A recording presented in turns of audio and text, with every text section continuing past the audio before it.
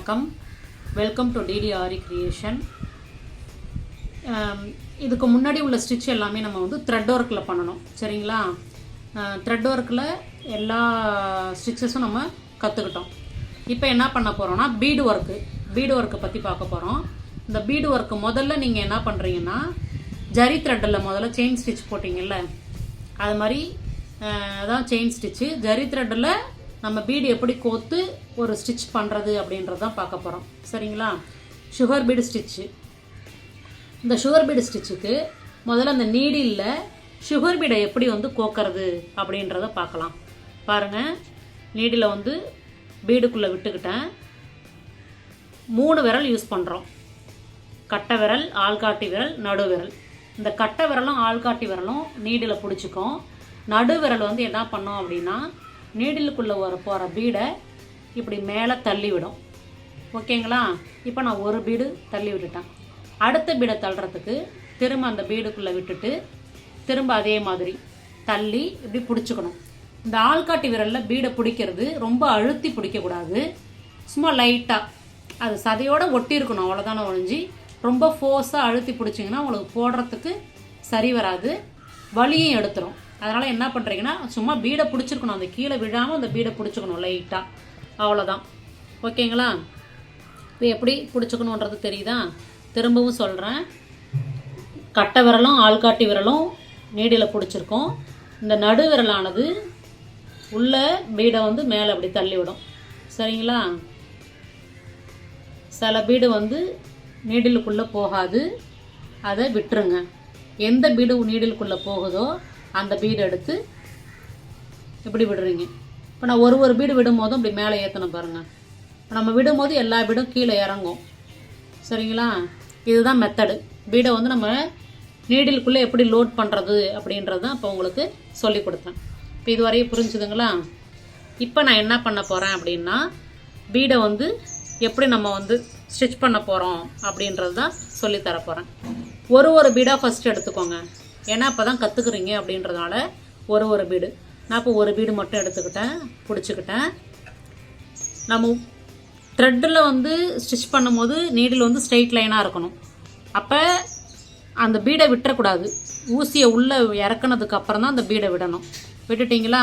இப்போ அடியிலேருந்து த்ரெட்டை மேலே எடுப்பீங்க, பீடுக்கு சென்டராக அந்த த்ரெட்டு வரும்.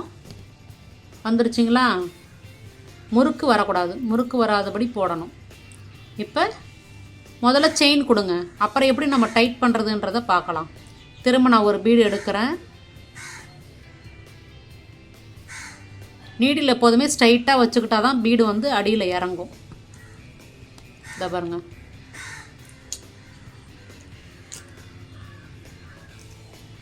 இப்போ நான் உங்களுக்கு வந்து நெருக்க கொடுக்கல, கொஞ்சம் எட்ட தான் இருக்குது.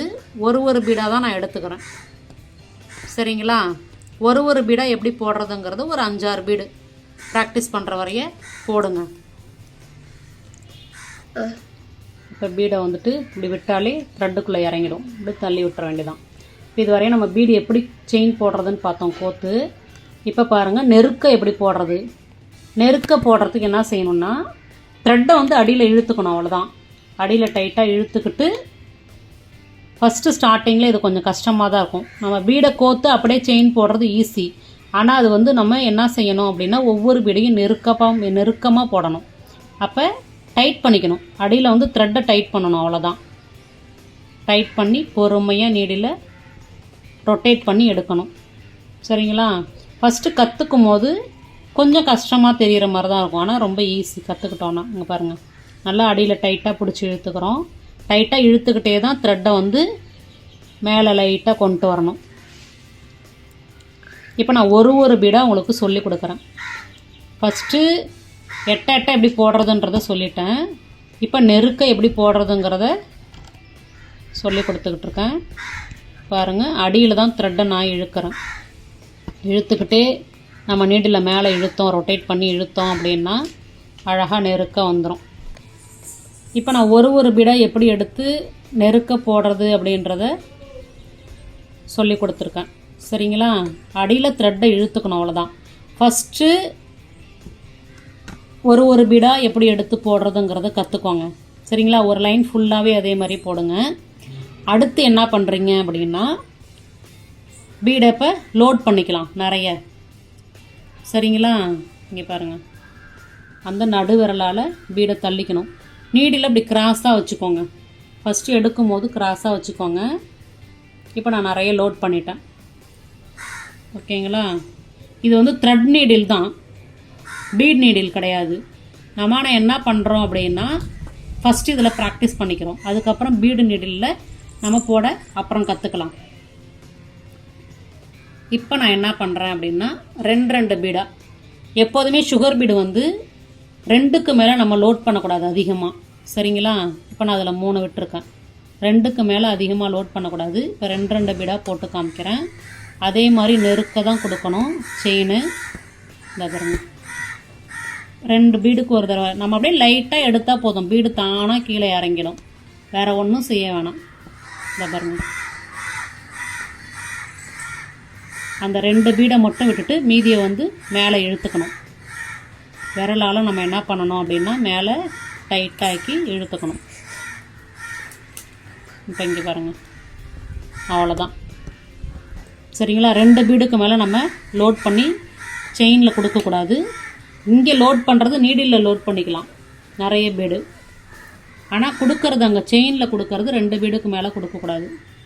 மோஸ்ட்டாக நீங்கள் வந்து ஃபஸ்ட்டு ப்ராக்டிஸ் பண்ணும்போது நிறைய லோட் பண்ணி ஒரு பீடாக ப்ராக்டிஸ் பண்ணுங்கள். இங்கே பாருங்கள், ஒரே ஒரு பீடை கீழே இறக்குறேன்.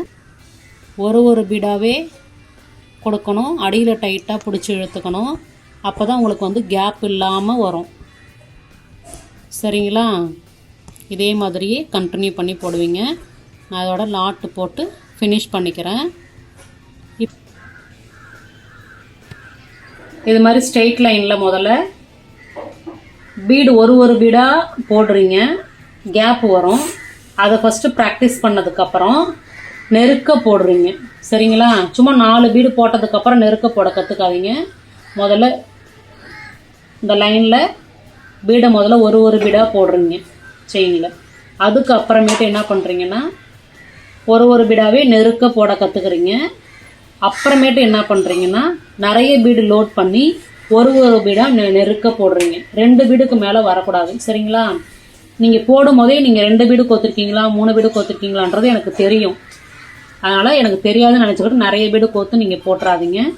ஒரு பீடாக தான் ஸ்டிச் பண்ணணும். சரிங்களா? ஃபஸ்ட்டு ஸ்ட்ரைட் லைனில் ப்ராக்டிஸ் பண்ணுறீங்க. அதுக்கப்புறம் கர்வியில் அந்த வளைவில். சரிங்களா? அதுக்கப்புறம் என்ன பண்ணுறீங்கன்னா ஒரு டைமண்ட் ஷேப்பில், இந்த டைமண்ட் ஷேப் வரும்போது நம்ம திருப்பும் போது என்ன பண்ணுவோம், இந்த இடத்துல ஒரு லாக் கொடுத்து திருப்புவோம். எப்படி ஒரு த்ரெட் ஒர்க்கில் எப்படி பண்ணுனீங்களோ அதே தான் பீடு ஒர்க்லையும்.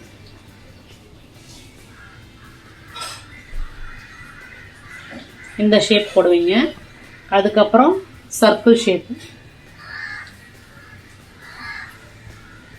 ஒரு பீடாக போட்டால் தான் உங்களுக்கு அந்த சர்க்கிள் ஷேப் ஆனது கிடைக்கும் அழகாக. சரிங்களா? இது எல்லாத்தையுமே ப்ராக்டிஸ் பண்ணி பார்க்குறீங்க. பார்த்துட்டு எனக்கு ஃபோட்டோ எடுத்து அனுப்புங்க.